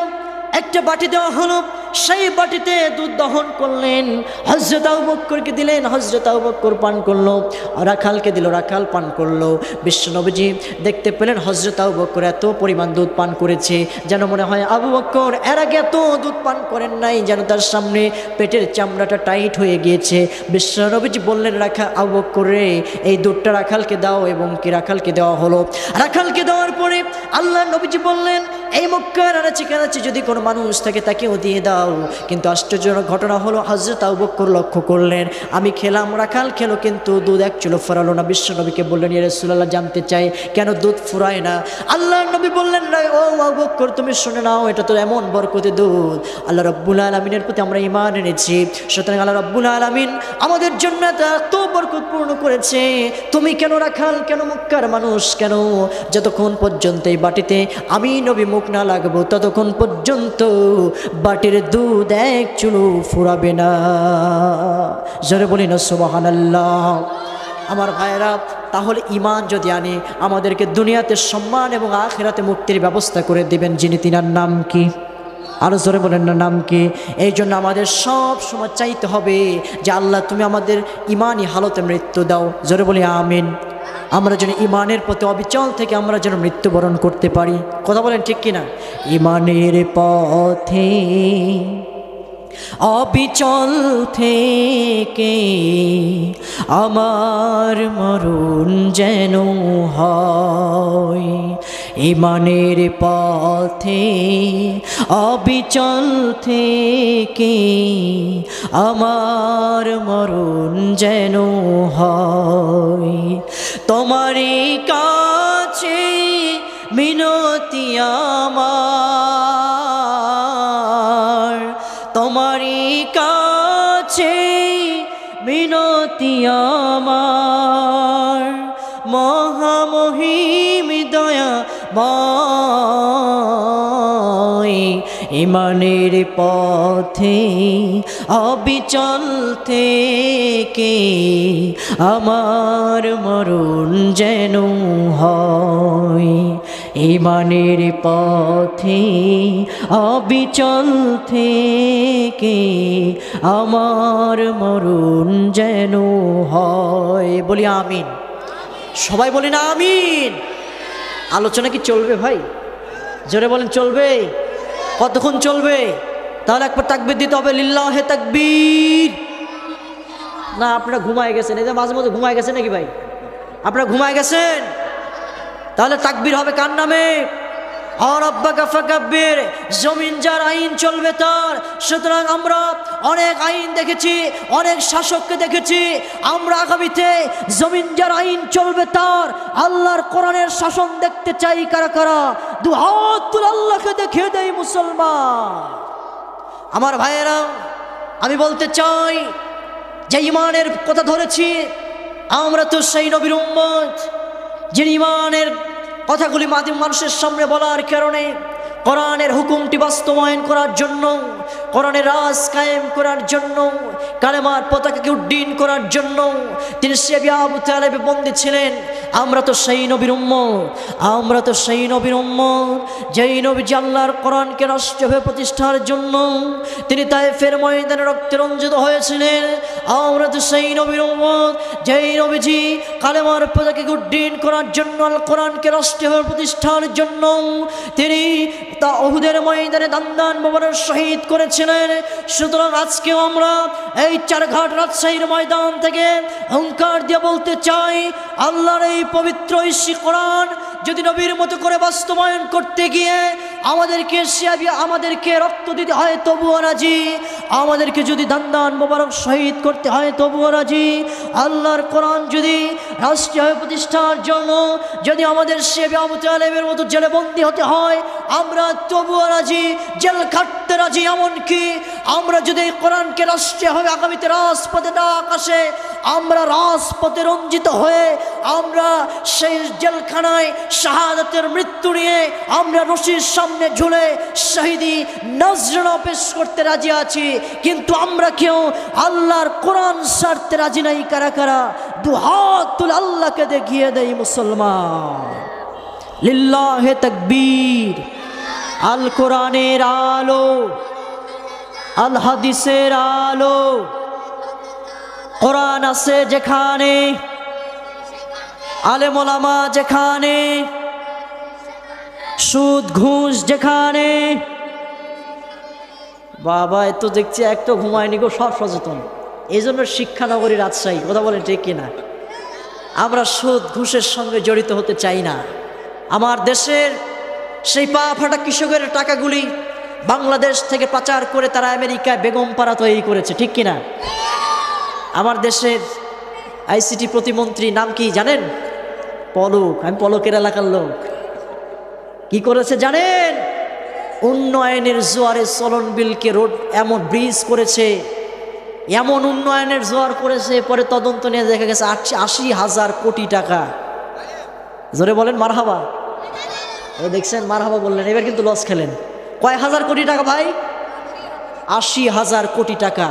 শুধু এটাই শেষ নয়, যারা এই পা ফাটা মানুষের কৃষকের টাকাগুলি, আমার দেশের শ্রমিকের বঞ্চিত মেহনতি মানুষের টাকাগুলি আমার সোনার বাংলাদেশ থেকে নিয়ে গিয়ে যারা অন্য রাষ্ট্রে বাড়ি করেছো, পাচার করেছো, আমরা দেখেছি তোমাদেরকে জাতি ছাড় দেয়নি, ভবিষ্যতেও দিবে না। কথা বলেন ঠিক কিনা? সুতরাং এই লাল সবুজের পতাকা নিয়ে সিনেমিনি খেলবেন না। এই লাল সবুজের পতাকার সঙ্গে এখনো বাংলার জমিন থেকে শহীদের রক্তে গন্ধ ভেসে আসে মুসলমান। আমার দেশের মানুষের আন্দোলন সংগ্রাম শিখে গিয়েছে, যারা বাংলাদেশের পতাকা নিয়ে সংগ্রাম করবে, এই স্বাধীনতা নিয়ে যারা সংগ্রাম করবে, এদেশের অর্থ সম্পদ যারা অন্য রাষ্ট্রে প্রচার করার ষড়যন্ত্র করবে, এই বাংলার জাতি তাদেরকে ছেড়ে কথা বলবে না। কথা বলেন ঠিক কিনা? ভাইয়েরা, আমরা সুদ ঘুষ যেখানে আমরা নাই, আমার ভাইয়েরা বর্তমান যারা প্রশাসনের দায়িত্বে আছেন তাদেরকে শ্রদ্ধা করি। তারা আমাদের মানুষের জানমালের নিরাপত্তার জন্য তারা দায়িত্ব পালন করছেন। কিছু প্রশাসন এই ৫ই আগস্টের পরে আমি দেখছি কোনো দল ক্ষমতায় নেই, কিন্তু তারা একটা সুযোগ পেয়ে গিয়েছে। প্রিয় ভাইয়েরা, সব নয়, কিন্তু কিছু প্রশাসনের দায়িত্বে নিয়োজিত কর্মকর্তারা, কিছু পুলিশ ভাইয়েরাও আছে, তারা এই ঘুষের সঙ্গে জড়িত হওয়ার কারণে আজকে সাধারণ মানুষগুলি সুবিচার থেকে বঞ্চিত হয়েছে, ঠিক কিনা? ঠিক কিনা? আমি নিজেও কয়েকদিন একটু ঘোরাঘুরি করেছিলাম আমার সিংড়া থানায়। আমি দেখেছি কিছু পুলিশরা অর্থের কাছে বিক্রি হয়ে গিয়েছে এমনভাবে, মানুষের চোখের অশ্রু যেন তাদের কাছে পানি মনে হয়। তো মানুষের চোখের অশ্রু, গরিবের চোখের অশ্রু তাদের কিছু মনেই হয় না। সুতরাং আমার দেশ দুর্নীতির চ্যাম্পিয়ন হয়েছে। এই দেশকে সাজানোর দায়িত্ব আমাদের। আজকের যে যুব সমাজ, পিরোজপুর আলোকিত যুব সমাজ, এদের জন্য আমি অন্তরস্থল থেকে মোবারকবাদ দিতে চাই যে এক যুবকরা আজকে তাফসির কোরআন মাহফিলের আয়োজন করেছে। আমি বলতে চাই, আগামীর বাংলাদেশ যুবকদের বাংলাদেশ, আগামীর বাংলাদেশ আলেম ওলামার বাংলাদেশ, আগামীর বাংলাদেশ আল কোরআনের বাংলাদেশ, আগামীর বাংলাদেশ কোনো স্বৈরাচার, কোনো চাঁদাবাজ জালিমের জন্য আমরা বরাদ্দ করতে রাজি না, ঠিক কিনা? প্রিয় ভাইয়েরা, তাহলে আমার দেশ দুর্নীতির চ্যাম্পিয়ন, সেই দেশের গল্প বলবো, গল্প শুনবেন? শোনো এই দেশটার গল্প বলি, দেশটা মনে হয় স্বপ্নপুরী। সুদখোর ঘুষখোর মধুখোর ঘুষখোর এরাই আছে ভরে ভরি, এরাই আছে ভরে ভরি, ঠিক না? শোনো এই দেশটার গল্প বলি, দেশটা মনে হয় স্বপ্নপুরী।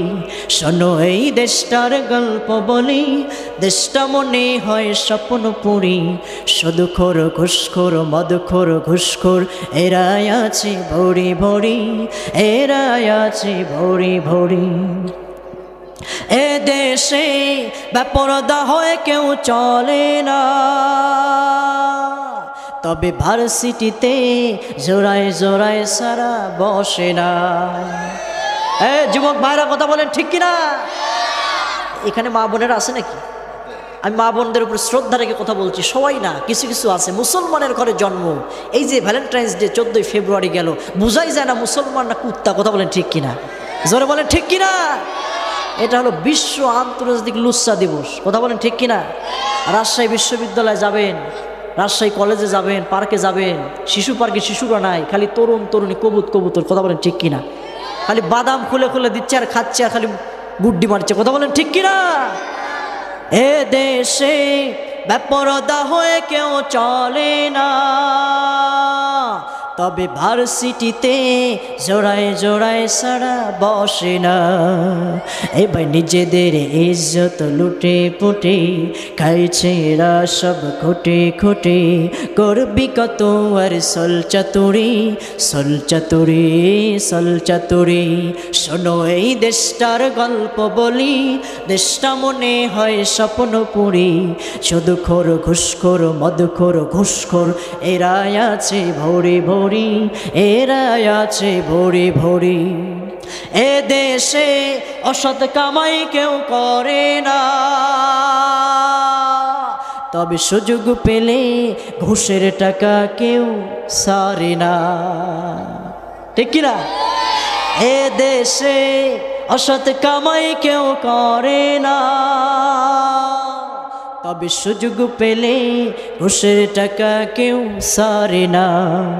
এ ভাই টেবিলের নিচ থেকে হাত বাড়িয়ে কালো টাকাটা নেয় কামিয়ে, এরাই দিচ্ছে দেশের ফাঁকি, জাতির ফাঁকি, জাতির ফাঁকি, ঠিক কিনা বলেন? শোনো এই দেশটার গল্প বলি, দেশটা মনে হয় স্বপ্নপুরী।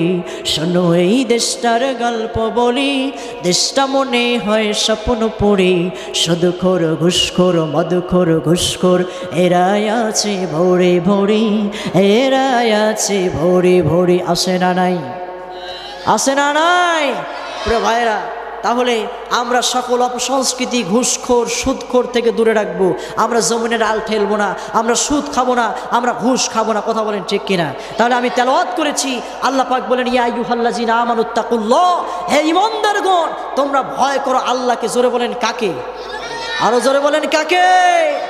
এবং ভয় করার মতো ভয় করো। আমার দেশের মহিলারা কি আল্লাহকে ভয় করে? জোরে বলেন করে? আমার দেশের যুবকরা কি আল্লাহকে ভয় করে? করে। রবকে নয়, র্যাবকে। কথা বলেন ঠিক কিনা? প্রিয় ভাইয়েরা, আমার দেশের মা বোনেরা তারা আল্লাহকে ভয় করে, ঠিক আছে, কিন্তু কিছু কিছু সময় আল্লাহ নবীজি বলেছেন, মা বোনেরা এখানে উপস্থিত আছে না নাই? আমাকে বলা হয়েছে যুবকদের পক্ষ থেকে, হুজুর অনেক মা বোন এসেছে, আলহামদুলিল্লাহ বলি। জরুল আলহামদুলিল্লাহ। মহিলাদের অবদান অনেক বেশি, ইসলাম তাদেরকে সম্মানিত করেছেন, ইসলাম তাদেরকে সম্মানিত করেছেন। প্রিয় মায়েরা, আপনাদের উদ্দেশ্যে বলতে চাই, নবীজি বলেছেন আপনারা যদি কিছু কাজ করেন, আপনারা যদি 4টি কাজ করেন, তাহলে আল্লাহ পাক রব্বুল আলামিন আপনাদের জান্নাতটি ওয়াজিব করে দেবে। জোরে বলেন সুবহানাল্লাহ। আপনারা নামাজ পড়বেন। জোরে বলেন কি করবেন? নামাজ পড়বেন 5 ওয়াক্ত। আপনারা 2 নাম্বার আপনারা স্বামীর খেদমত করবেন। 3 নাম্বার রমজান মাসের রোজা পালন করবেন। আর 4 নাম্বার পর্দায়, পর্দায়, কিন্তু পর্দায় কি থাকে? জোরে বলেন কে ভাই? পর্দায় কি থাকে? রাজশাহীর মা বোনেরা পর্দায় থাকে? থাকে না। দেখেন অতীতে নবী করিম সাল্লাল্লাহু আলাইহি ওয়াসাল্লামের উপরে ঈমান আনার কারণে আল্লাহকে ভয় কিভাবে তারা করেছে মহিলারা। ভয় যে করতে হবে, করার মতো ভয়। আল্লাহ বললেন সেই ভয় মহিলারা পর্যন্ত কিভাবে করেছে, তারা নবীজির কথা শোনা মাত্রই জীবনের সকল সৌন্দর্যকে মাইনাস করে দিয়ে তারা একমাত্র আল্লাহকে পাওয়ার জন্য তারা ছুটে চলেছে। যেটা বলি সুবহানাল্লাহ। প্রিয় ভাইয়েরা, একজন কালো সাহাবী এসে আল্লাহ নবীর কাছে তিনি মন খারাপ করে বসে আছেন। বিশ্ব নবীজি তার দিকে তাকিয়ে বললেন, সাহাবী তোমার কি হয়েছে, মন খারাপ কেন? সাহাবী বললেন, ইয়া রাসূলুল্লাহ, ঈমান এনেছি, যুবক মানুষ, এখনো পরিপূর্ণ ঈমানদার হতে পারিনি। পরিপূর্ণ ঈমানদার মানে আমি এখনো বিয়ে করতে পারিনি। তোরে বলেন কি করতে পারিনি? বিয়ে রস করলে যুবকরা কিন্তু খুব খুশি, কথা বলেন ঠিক কিনা? বলে হুজুর এইবার লাইন ধরতেছেন। প্রিয় ভাইরা, আজকে বিয়ের সংখ্যা কম হওয়ার কারণে আজকে আমার সমাজে জেনা ব্যভিচার বেশি, কথা বলেন ঠিক কিনা? আর আজকে আমার দেশে বিয়ে করতে হলে অনেক টাকা লাগে, যার কারণে বিয়ে সবাই করে না ভাই। জেনা করতে টাকা কম লাগে, এই জন্য পাইকারি হারে জেনা আমার দেশে আসে না নাই? আমার দেশে জেনার লাইসেন্স আছে, কথা বলেন ঠিক কিনা? আমরা বিয়ে করবো, যারা বলেন কী করবো? যুবক ভাইয়েরা যারা তাফসির মাহফিল আয়োজন করেছেন, বিয়ে করবেন হালালভাবে, কাপুরুষের মতো আপনারা বিয়ে করবেন না, হালালভাবে বিয়ে করবেন। বিয়ের ভিতরে আল্লাহ বরকত রেখে দিয়েছেন, কথা বলেন ঠিক কিনা? আমার দেশে কিছু মা বাপেরা বলে, অভিভাবকরা বলে, হুজুর বিয়ে যে দিব, ছেলে তো নিজের পায়ে এখনও দাঁড়ায়নি, কথা বলেন ঠিক কিনা? আচ্ছা ভাই, তাহলে কি মানুষের পায়ে দাঁড়ায় আছে? যারা বলেন তাহলে বিয়ে দিয়ে দিতে হবে, বিয়ের ভিতরে আছে বরকত। বিয়ে করলে কি হবে? অনেক ফজিলত আছে। বিয়ে করলে যুবকদের মন মস্তিষ্ক ভালো হবে, যুবকরা নামাজে এবাদতে তারা নিশ্চিত এবাদত করে মজা পাবে, তাদের আউট চিন্তা আসবে না, জেনা ব্যভিচারের কাছে যাবে না। তাহলে বিয়ের করার ফজিলত উপকারিতা আছে না নাই? সাহাবী এসে বললেন, ইয়া রাসূলুল্লাহ, বিয়ে তো এখনো কেউ দেয় না, কেন? আমি একদম গরিব মানুষ। জোরে বলেন কি মানুষ? একদিকে গরিব, আরেকদিকে কালো কুচকুচে এমন সাহাবী, মেয়ের বাবারা বিয়ের কথা শুনলে তারা 100 মাইল বেগে চলে। কি বুঝে আসছে কথা? প্রিয় ভাইয়েরা, আমার দেশেও কিছু যুবকরা বলে, হুজুর চাকরি পাইনি তাই বলে মেয়ে বিয়ে দেয় না। 5 বছর ধরে রিলেশন করি, কয় বছর? কিন্তু কয়েকদিন আগে মেয়েকে বিয়ে দিয়ে দিয়েছে, গভর্নমেন্ট জব করে, কিন্তু আমাকে দেয়নি। হুজুর আমি চাকরি করি না। তাহলে বলেন, আমি বললাম মেয়ের বয়স কত? বললো মেয়ের বয়স 16 বছর। ছেলের বয়স? ছেলের বয়স 30 বছর। জোরে বলেন কয় বছর? হুজুর আমি 5 বছর রিলেশন করে আমার সাথে মেয়ে বিয়ে দিল। তাহলে বলেন মেয়ের বাপ বিয়ে কি ছেলের সাথে দিল না চাকরির সাথে দিল? জোরে বলেন কার সাথে দিল? প্রিয় ভাইয়েরা, আমরা দেখবো দিনদারিতা। জোরে বলেন কি দেখবো?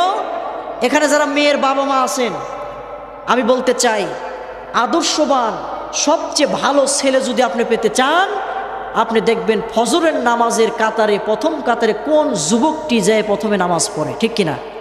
তাহলে বুঝবেন যে এই যুবকের সাথে যদি মেয়ে বিয়ে দেই, মেয়ে আমার আরামে থাকবে, কথা বলেন ঠিক কিনা? সাদ সালামি কালো কুসকুসে গরিব সাহাবী কেউ মেয়ে দেয় না। আল্লাহ নবীজির কাছে এসে যখন বললেন সাদ সালামি, যুবকরা লক্ষ্য করুন, মহিলা মা বোনেরা, কেউ বিয়ে দেয় না। কারণ হলো কালো কুচ্ছিত গরিব মানুষ, ইমান এনেছি, ইমান পরিপূর্ণ ইমানদার এখন হতে পারে নাই। বিশ্ব নবীজি চিন্তিত হলেন, তাহলে তো তোমার বিয়ের ব্যবস্থা করতে হবে। আল্লাহ নবীজি বললেন, আমি একটা চিঠি লিখে দেই, চিঠিটা নিয়ে গিয়ে এই মদিনার সবচেয়ে বড় প্রভাবশালী একজন ব্যক্তি আছে, নাম হলো আমর ইবনে ওয়াহাব, তুমি আমর ইবনে ওয়াহাবের কাছে চিঠিটা দিয়ে দিবে। আল্লাহর নবীর সাহাবী সেই নবীর লেখা চিঠিটা নিয়ে গেলেন, আমর ইবনে ওয়াহাবের কাছে নিয়ে গেলেন।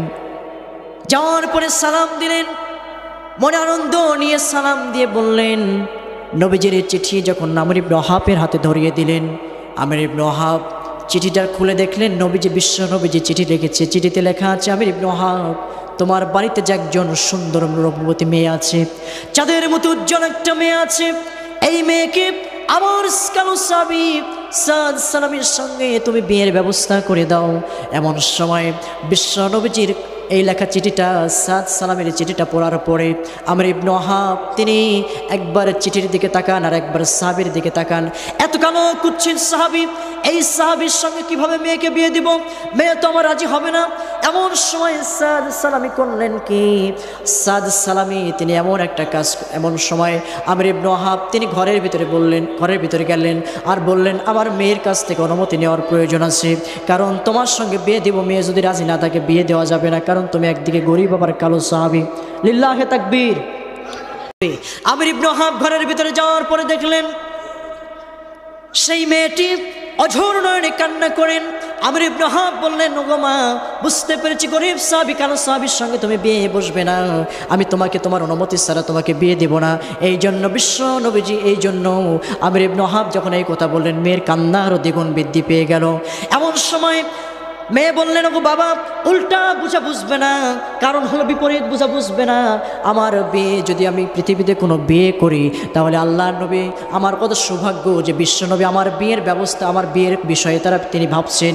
আমার যদি বিয়ের কোনো ব্যবস্থা দুনিয়াতে হয়, আমি সেই বিশ্বনবীর পছন্দের পাত্র, আমি সেই তার সঙ্গে বিয়ে বসতে রাজি আছি। ধরে বলি সুবহানাল্লাহ। এমন সময় আমর ইবনে ওয়াহাব চলে আসলেন, সাদ সালামীকে বললেন, ও সাদ সালামী, মেয়ে রাজি হয়েছে, তুমি যাও, তুমি ঈদের মোহর রাখবে, মোহরানা আদায় করতে হবে, বিয়ের ব্যবস্থা করো। সাদ সালামী চলে আসলেন বিশ্ব নবীর কাছে, আল্লাহ নবীর কাছে আসলেন। বিশ্ব নবী বললেন, সাদ সালামী, কি হলো তোমার, বিয়ের ব্যবস্থা হয়েছে নাকি? সাদ সালামী বললেন, ইয়া রাসূলুল্লাহ, এমন চিঠি লিখেছেন, চিঠি পড়ার পরে মেয়েও রাজি, বাবাও রাজি, ডাকেন আপনি কাজী। জোরে বলি মারহাবা। এমন সময় আল্লাহ নবী কি করলেন, সঙ্গে সঙ্গে করে ওই বিশ্ব নবীজি বললেন, তাহলে মোহর আদায় করতে হবে, দেন মোহর আদায় করতে হবে। বললেন, ইয়া রাসূল, সাদ সালামী বললেন, ইয়া রাসূলুল্লাহ, দেন মোহরের কথা যদি বলেন, আমার কপালে বিয়ে নাই, আপনি যে বিয়ের ব্যবস্থা করেছেন, আপনিই দেন মোহরের ব্যবস্থা করে দিন। জোরে বলি সুবহানাল্লাহ। আমার নবীজি কতটুকুন ফ্রি ছিলেন সাহাবীদের সঙ্গে। বিশ্ব নবীজির সাহাবী, বিশ্ব নবীজির জামাতা, তিনি ওসমান গনিকে ডাক দিলেন, একজন সাহাবীকে ডাক দিয়ে কিছু সংখ্যক দিরহাম নিয়ে সাদ সালামীর হাতে দিয়ে দিলেন। সাদ সালামী, যাও বাজার থেকে বিয়ের ব্যবস্থা করো, বিয়ের তুমি বাজার করে নাও। সাদ সালামী বাজার করতে গেলেন। এমন সময় কে যেন এলান দিয়ে দিল, সাহাবীরা তোমরা শুনছো নাকি, বিশ্ব নবীজি কাফেরদের সঙ্গে লড়াই করতে গিয়ে উহুদের প্রান্তরে বিশ্ব নবীজি ক্ষতবিক্ষত হয়ে যাচ্ছে। উহুদের প্রান্তরের দিকে বিশ্ব নবীজি রওনা হয়েছে যুদ্ধের জন্য। সাদ সালামীর কানে আওয়াজ আসার পরে সাদ সালামী বিয়ের বাজারকে মাইনাস করলেন। যুবক ভাইরা লক্ষ্য করবেন, বিয়ের বাজারকে মাইনাস করে দিয়ে যুদ্ধের বাজার করলেন, তরবারি কিনলেন। কেনার পরে তিনি যুদ্ধের প্রান্তে অবস্থান করলেন। সাদ সালামী কিছু সংখ্যক কাফেরদেরকে হত্যা করে ফেললেন। এমন সময় নিজেও শহীদ হয়ে গেল। হযরত সাদ সালামীর যুদ্ধের পরে সাদ সালামীর লাশটি কাফেররা বিশ্বনবীর সাহাবী সাদ সালামীর লাশটি সাহাবায়ে কেরাম দেখতে পেলেন। বিশ্বনবীর কাছে নিউজ আসলো, ইয়া রাসূলুল্লাহ, ওই যে সাদ সালামী, যেই সাদ সালামীর বিয়ের ব্যবস্থা করেছিলেন, বাসর সজ্জার রাত ছিল, কিন্তু সাদ সালামী দুনিয়ার সৌন্দর্যকে মাইনাস করে দিয়ে তিনি যুদ্ধের বাজার করে কাফেরদেরকে শহীদ করেছে, নিজেও শহীদ হয়েছে। বিশ্বনবীজি হাঁটি হাঁটি পা পা করে সাদ সালামীর দিকে চলে গেলেন। যাওয়ার পরে সাদ সালামীর দিকে যাওয়ার পরে সেই বিশ্বনবীজির সাহাবী সাদ সালামীর লাশের দিকে তাকানোর পরে আল্লাহর নবী অঝোর নয়নে কান্না করলেন। বিশ্বনবীজি একবার কানলেন, তারপরে কিতাব এসেছে বিশ্বনবীজি একবার মুস্কি মুস্কি হাসলেন, তারপরে মুখটা ফিরিয়ে নিলেন। এমন সময় দৃশ্য দেখার পরে সাহাবায়ে কেরাম প্রশ্ন করলেন, ইয়া রাসূলুল্লাহ, এই সাহাবীর লাশ দেখে আপনি কাঁদলেন কেন, তারপর হাসলেন কেন, তারপরে মুখটা ফিরিয়ে নিলেন কেন, জানতে চাই। আল্লাহর নবী বললেন, ও আমার সাহাবীরা, তোমরা শুনে নাও, আমার সাহাবী এত কষ্ট করে বাসর সজ্জার রাতকে মাইনাস করে দিয়ে তিনি যে শহীদ হয়ে গিয়েছে, এই দৃশ্য দেখার পরে আমি নবীজির চোখের অশ্রু ধরে রাখতে পারিনি। জোরে বলি আল্লাহু আকবার। ও আমার সাহাবীরা, 2 নম্বর কারণ, হাসার কারণ হলো আমার সাহাবী লাশ শহীদ হওয়াটা আল্লাহ পাক এত পছন্দনীয় মনে করেছে। আল্লাহ পাক রব্বুল আলামিন আমার সাহাবীর জান্নাতে, আমার সাহাবী দুনিয়ার বিয়ে মাইনাস করে শহীদ হয়েছে, জান্নাতে আল্লাহ রব্বুল আলামিন হুরদের সঙ্গে বিয়ের ব্যবস্থা সাদ সালামীর করে রেখেছে। সুবহানাল্লাহ। এই দৃশ্য দেখি আর আমি হাসি। সাহাবীরা বললেন, মুখ ফিরিয়ে নিলেন কেন? আল্লাহ নবী বললেন, মুখ ফিরিয়ে নেওয়ার কারণ হলো আমার এই সাদ সালামীর শাহাদতকে আল্লাহ এত পছন্দনীয় মনে করেছে, সে জান্নাতের হুর মুসলমানগুলি আমার সাদ সালামের লাশটি জমিন থেকে নিয়ে যাওয়ার জন্য আসতেছে, আর সাদ সালামের লাশ নেওয়ার জন্য হুরেরা আসতেছে। সেই হুরদের পোশাকগুলি খুলে যায়, বাতাসে নড়াচড়া করে। এই জন্য আমি লজ্জায় মুখটা ফিরিয়ে নিয়েছি। জোরে বলি আল্লাহু আকবার। আমার ভাইয়েরা, তাহলে আমরা সেই ইমান এনেছি, সাদ সালামের মতো জীবন দিব, ইমানের পথ থেকে আমরা সরে দাঁড়াবো না ইনশাআল্লাহ। সম্মানিত উপস্থিতি, আমি আপনাদের সামনে কিছু কথা বলার চেষ্টা করেছি, বেয়াদবি হয়ে গিয়েছে, হয়তো প্রধান মেহমানকে বক্তাকে বসিয়ে রেখে কথা বলার বদভ্যাস আমার নেই। ঘটনাটা ধরেছি আপনাদেরকে বোঝানোর উদ্দেশ্য হলো, মা বোনেরা দেখেন, বিশ্বনবীজির কথা শুনে মদিনার মহিলারা তারা দুনিয়ার সকল চাকচিক্যকে ওভারটেক করে, মাইনাস করে তারা একজন কালো গরিব সাহাবীর সঙ্গে বিয়ে বসার জন্য প্রস্তুত হয়েছিল। তাহলে আজকেও আমাদের সমাজে এমন মহিলারা আছে দেখবেন তারা দুনিয়ার সকল চাকচিক্যকে ওভারটেক করে তারা ইসলামের জন্য জীবন দিতে রাজি আছে। কথা বলেন ঠিক কিনা? জোরে বলেন ঠিক কিনা? আর কিছু মহিলার কথা আমি বললাম না, বললে বেয়াদবি হবে। সম্মানিত ভাইরা, আল্লাহ পাক রব্বুল আলামিন যেন আমাদের সকলকে ওয়ালা তামুতুন্না ইল্লা ওয়া আনতুম মুসলিমুন, মুসলমান শব্দের অর্থ আত্মসমর্পণকারী, কুলিন্না সলাতি ওয়া নুসুকি ওয়া মাহইয়ায়া ওয়া মামাতি লিল্লাহি রাব্বিল আলামিন। নিশ্চয়ই আমার নামাজ, আমার কুরবানি, জীবন মরণ বিশ্বের প্রতিপালক একমাত্র কার জন্য? এটা আত্মসমর্পণ করতে হবে সব কিছু আল্লাহর জন্য, এর উপর ইস্তেকামত থাকতে হবে। এটাই হলো মুসলমান। আল্লাহ পাক যেন আমাদের সকলকে মুসলমানিত্ব অর্জন করে আল্লাহ পাক যেন ইমানি হালতে এই দুনিয়া ত্যাগ করার তৌফিক দান করেন, যেন বলে আমিন। প্রিয় ভাইয়েরা, এই যে চাঁদের মতো উজ্জ্বল চেহারা আপনাদের, আমি দোয়া করি, আজকে মুগ্ধ হয়েছি, আমি আনন্দিত যে কত সুন্দর চমৎকারভাবে আমার এই ছোট্ট মানুষের কথাগুলি, আপনারা চাঁদের মতো উজ্জ্বল চেহারাগুলি, এই মানুষগুলি চাতক পাখির মতো চেয়ে আছেন। আমি দোয়া করি রব্বুল আলামিন আজকের চারঘাট এই পিরোজপুরের মাহফিলকে আপনি কবুল করে নিন এবং এই চাঁদের মতো উজ্জ্বল চেহারাগুলি আমাদের সকলকে জান্নাতে একসঙ্গে দেখার তৌফিক দান করুন, বলি আমিন। আর জল বলি আমিন। প্রিয় ভাইয়েরা, অনেক কথা বলেছি, আর কথা বলে আমি সময় দীর্ঘায়ু করব না। সম্মানিত উপস্থিতি, আমার বাড়ি সিংড়া নাটোরে, আমার জন্য দোয়া করবেন। আল্লাহ পাক যেন সারাটি জীবন আমি কোরআনের কাজ খেদমতটা করার তৌফিক আল্লাহ যেন আমাকে দান করেন, জোরে বলি আমিন। আর জোরে বলি আমিন। প্রিয় ভাইরা, সকলের জন্য সুস্বাস্থ্য দীর্ঘায়ু কামনা করে আমি কমিটিবৃন্দকে অন্তরস্থল থেকে ধন্যবাদ জ্ঞাপন করে আমার সংক্ষিপ্ত কথা এখানে শেষ করছি। কপালে থাকলে লেখা, আবার হবে এই পিরোজপুরবাসীর সঙ্গে আমার দেখা। সকলে ভালো থাকবেন, সুস্থ থাকবেন। আসসালামু আলাইকুম।